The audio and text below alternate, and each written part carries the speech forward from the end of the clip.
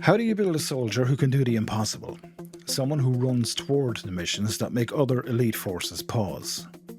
How do you forge a weapon so sharp that it can be deployed on short notice to the world's hotspots? You don't just train them.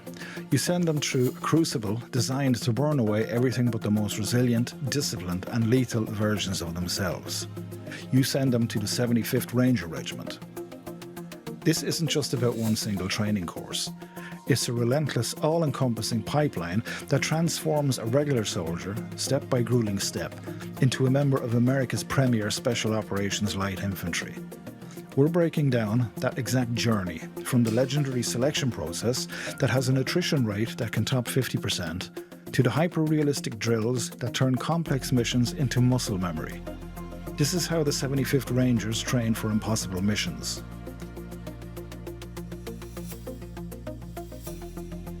Before a soldier can even dream of training for an impossible mission, they have to prove they're worthy. The gateway to the 75th Ranger Regiment is a trial by fire known as the Ranger Assessment and Selection Program, or RASP. This course, held at Fort Moore, Georgia, is designed with a singular purpose: to find a small fraction of soldiers who have the raw material to become a Ranger. It's a filter designed to identify individuals with the specific physical stamina, mental resilience, and uncompromising character required to serve in the regiment. For junior enlisted soldiers, this means RASP 1, a roughly 8-week onslaught deliberately crafted to push them to their absolute breaking point. The first phase is a relentless battery of physical and mental tests. Candidates are plunged into the dense woods for land navigation, forced to find their way through complex terrain under immense stress, often with little sleep. They endure grueling ruck marches, carrying combat loads designed to simulate the crushing weight of mission equipment, with one graded march stretching 12 miles. Every event is timed, and every standard is non-negotiable. Failure means being dropped from the course. The program is engineered to test not just the individual's strength, but the ability to function as part of a team when everything goes wrong. This is where instructors are truly looking for character. Who steps up to lead? Who quits? Who puts the team before themselves? A critical test is the shoot house, which simulates the chaos of close quarters battle, testing a candidate's ability to move, think, and shoot in a high-stress dynamic environment. It's a visceral taste of the core Ranger mission set. For officers, warrant officers, and senior NCOs, there's RASP 2, a condensed 3-week course. RASP 2 isn't about teaching them basic skills, it assumes they already have them. Its focus is on selecting leaders who can operate within the regiment's high standards and unique operational culture. Throughout RASP, candidates are constantly evaluated on what the regiment calls the Big Five: marksmanship, physical training, medical training, small unit tactics, and mobility. These 5 pillars are the bedrock of a Ranger's lethality. Only those who demonstrate proficiency in these fundamentals and the unbreakable will never to quit will earn the right to wear the iconic tan beret and the Ranger scroll. But earning that beret isn't the finish line, it's just the beginning.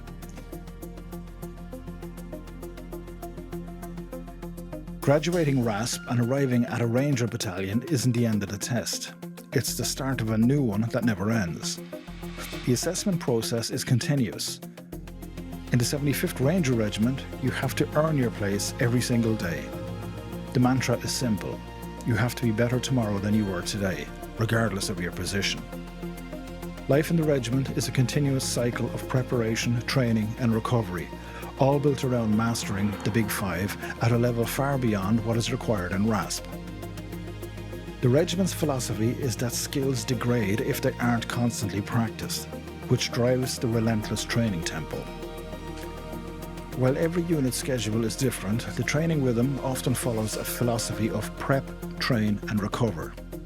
A prep week might focus on meticulous rehearsals for upcoming live fire exercises, where Rangers conduct dry runs and walkthroughs until every movement is second nature. They are fanatical about mastering the fundamentals.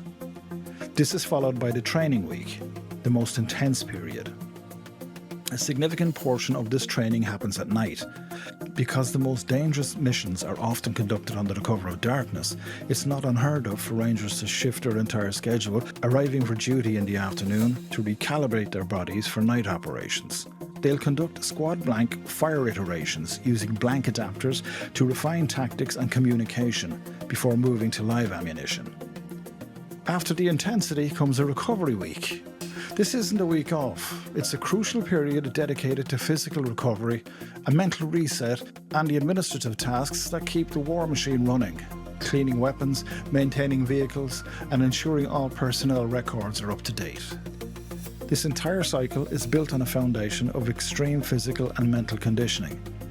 Daily PT is not just a workout, it's a core component of being a ranger, involving a punishing mix of running, strength training, and the ever-present ruck marching.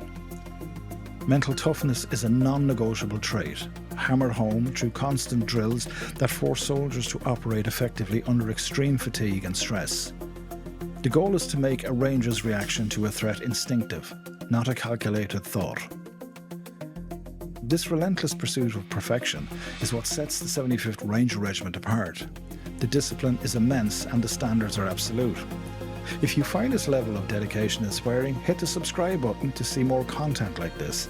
And let us know in the comments what you think is the single most demanding aspect of this daily training grind.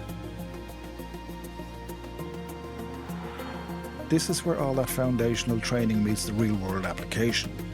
The Big Five and the grueling daily grind are the tools that allow Rangers to execute missions that seem impossible to the outside world. The regiment doesn't just practice skills, it rehearses entire mission profiles with the same intensity as a real-world deployment. One of the regiment's fundamental mission sets is the airfield seizure. This is the essence of a forcible entry operation, inserting into hostile territory, often at night, to seize a critical piece of infrastructure, allowing a larger follow-on force to land. During training, Rangers practice every component of this complex task, from loading vehicles and equipment onto aircraft to synchronizing fire support with infantry movements. This training builds on the legacy of historical Ranger operations like the airfield seizures in Grenada during Operation Urgent Fury and in Panama during Operation Just Cause. Then there are the night raids, a hallmark of Ranger operations, especially in the post-9/11 era. The regiment's constant night training prepares them for these high-stakes surgical strikes. The shoot house, which was a test in RASP, becomes a regular tool for honing close-quarters battle skills.